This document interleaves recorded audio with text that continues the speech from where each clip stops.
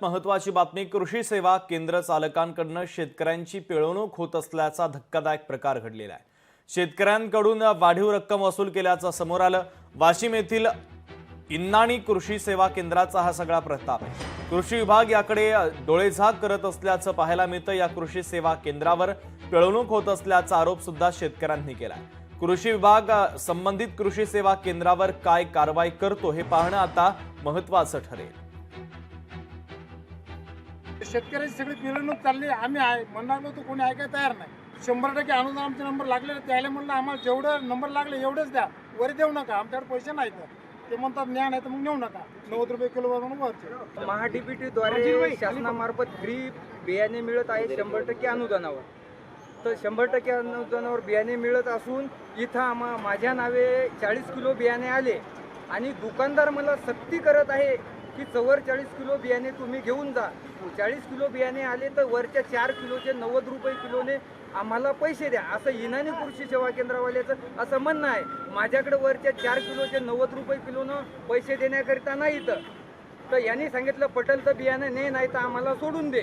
त्यामुळे मी आमचे कृषी सहाय्यक देशमुख साहेब यांना कॉल केला, त्याच्यानंतर तालुका कृषी अधिकारी जावळे साहेब यांना कॉल केला। हे माझी गोष्ट सुनून घेण्यास तयार नाहीत।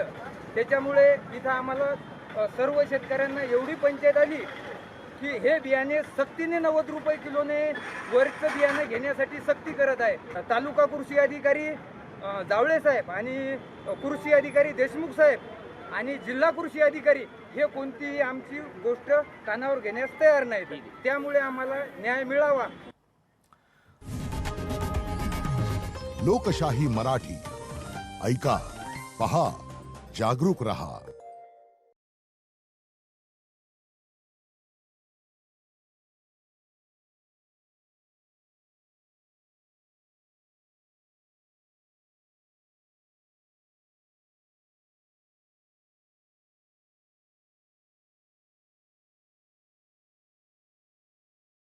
तुळजापूर ड्रग्ज प्रकरणामध्ये तपासात शंका असल्यानं खासदार ओमराजे निंबाळकर मुख्यमंत्री देवेंद्र फडणवीसांची भेट घेणार आहे। पोलीस आरोपींना जामीन मिळावा यासाठी प्रयत्न करत असल्याचं दिसून येतंय। आरोपींवर मकोका अंतर्गत कारवाई करावी यासाठी मुख्यमंत्री यांना भेटणार असल्याचं खासदार ओमराजे निंबाळकर आणि आमदार कैलास पाटील यांनी सांगितलेलं आहे।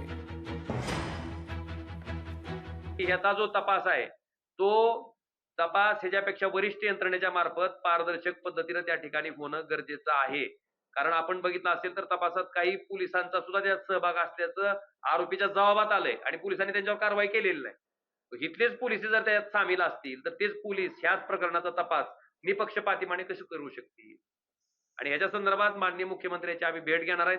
त्यांच्या समोर हे सगळ्या बाबी त्यांच्या समोर आम्ही मांडणार आहेत आणि आम्हाला अपेक्षा आहे की मकोकाच्या अंतर्गत त्यांच्यावर या आरोपींवर कारवाई व्हावी।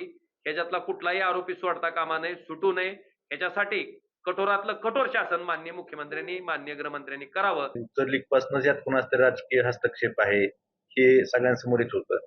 नंतर आरोपी आजपर्यंत बरेच फरार आहेत, मग पोलीस त्यांची अटकपूर्व जामीन व्हायची वाट बघते का, हाही प्रश्न आहे। आणि सगळ्यात महत्वाचं म्हणजे मुख्य मुळापर्यंत जाणं। अतुल अग्रवाल असेल किंवा सोलापूरचं जे कनेक्शन आहे, ज्यांच्याकडनं हे ड्रग्ज आणत होते हे त्यांच्या आरोपींच्या मुख्य आरोपीच्या जबाबात आलेला आहे।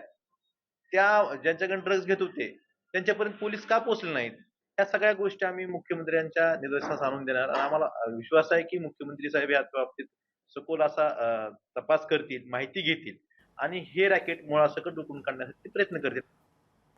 क्रिप्टोकरन्सी गुंतवणुकीच्या नावाखाली फसवणूक केली जाते। फेसबुकवर बनावट प्रोफाईलच्या द्वारे 1,03,00,000ची फसवणूक करण्यात आली। पनवेल सायबर सेलकडून एकाला अटक करण्यात आली तर आरोपी जुबैर शमशाद खानला मुंब्रा येथून अटक करण्यात आली। क्रिप्टो गुंतवणूक